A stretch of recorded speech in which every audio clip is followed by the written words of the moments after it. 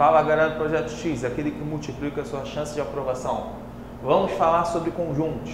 Conjuntos nada mais é do que uma ideia de coleção, tá? Essa coleção possui objetos na sua coleção, que a gente chama de objetos, de elementos, perdão. Esses objetos podem ou não pertencer à coleção, por isso que a gente fala da relação de pertinência. Se um elemento está na coleção, então dizemos que esse elemento pertence ao conjunto. Se ele não pertence, né, à coleção, então dizemos que esse elemento não pertence ao conjunto falado. Tá bom? Agora, qualquer subgrupo que a gente cria a partir de uma coleção, pequena coleção, por exemplo, tem um álbum de figurinhas da Copa do Mundo.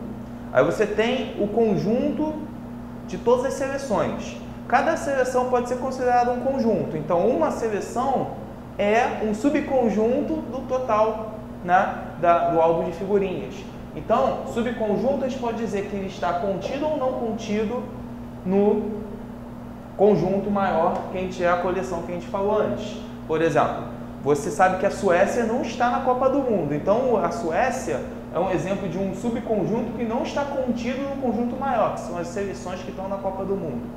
Já o Brasil está contido, né, na Copa do Mundo, porque ele vai participar da Copa do Mundo 2014. Então, é o que a gente pode falar sobre isso.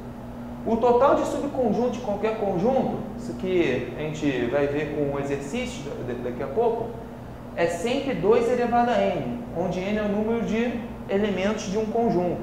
Por exemplo, se você tem um conjunto com 3 elementos, você pode formar no máximo ali 8 subconjuntos. Ou seja, você pode tirar ninguém dali de dentro, porque você tem que pensar no seguinte: o que é formar um subconjunto? É você querer formar um grupo a partir daqueles caras. Então, você, quando vai escolher alguém, você tem a oportunidade de dizer sim ou não você quer trazer ele para o seu subgrupo. Então, cada elemento possui 2 maneiras, sim ou não, de entrar nesse subconjunto.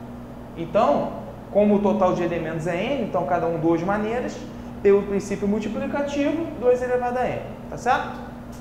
Bom, operações com conjuntos que a gente trabalha demais e cai no vestibular é a operação de união, interseção, diferença, né? União é você juntar os 2 conjuntos. Quer dizer que x pertence a A ou x pertence a B. Isso quer dizer que os elementos podem estar em A ou B, tanto faz. Quando você tem interseção, são os elementos que pertencem aos 2 ao mesmo tempo. Então, x pertence a A e, ao mesmo tempo, x pertence a B.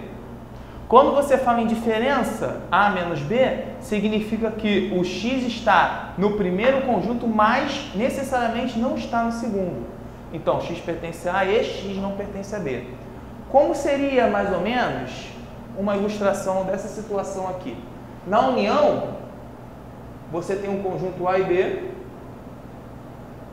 quer dizer que esse elemento pode estar em qualquer um desses espaços aqui, que é a junção deles, tá certo? Na interseção, tem que estar nos 2 conjuntos ao mesmo tempo, ou seja, tem que estar nesse espacinho aqui, ó. Repare que esse espaço compreende tanto o A quanto o B, certo? Já na diferença, o que você tem? Você tem um conjunto A e B, pertence ao primeiro, mas não pertence ao segundo. Então, vai estar nesse espaço somente aqui, ó. Espaço que pertence somente ao A, tá? Beleza. Exercícios que envolvem esse tipo de conceito, muitas vezes pode ser feitos em uma linha, utilizando essa conta aqui, ó. Número de elementos da união de um conjunto. Número de elementos da união de 2 conjuntos, A com B, é o número de elementos do primeiro mais o número de elementos do segundo, menos a interseção. Bom, vamos lá. Isso aqui, com 2 conjuntos, significa, quando eu tenho aqui A e B, e eu quero saber a quantidade da união, se eu somo simplesmente de A com B, quer dizer que eu vou somar o do A, que é isso tudo aqui, porque o A é todo esse conjunto compreendido. E eu somo o número de elementos de B, eu vou somar também o B. Repare que quando eu somei os 2, eu acabei incluindo 2 vezes sem querer quem? A interseção. Então, a interseção entrou aqui 2 vezes na conta. O que eu tenho que fazer, então? Tirar uma vez para poder ficar tudo certo. Então, por isso que o número de elementos da união de A com B é a soma dos elementos dos 2 conjuntos tirando uma vez a interseção. Com 3 conjuntos, você tem a mesma conta de cima, ó, números germinantes de A, mais números germinantes de B, mais números germinantes de C. Aí você tem que tirar aqui a interseção. O problema é que quando você tira as interseções, você tira demais.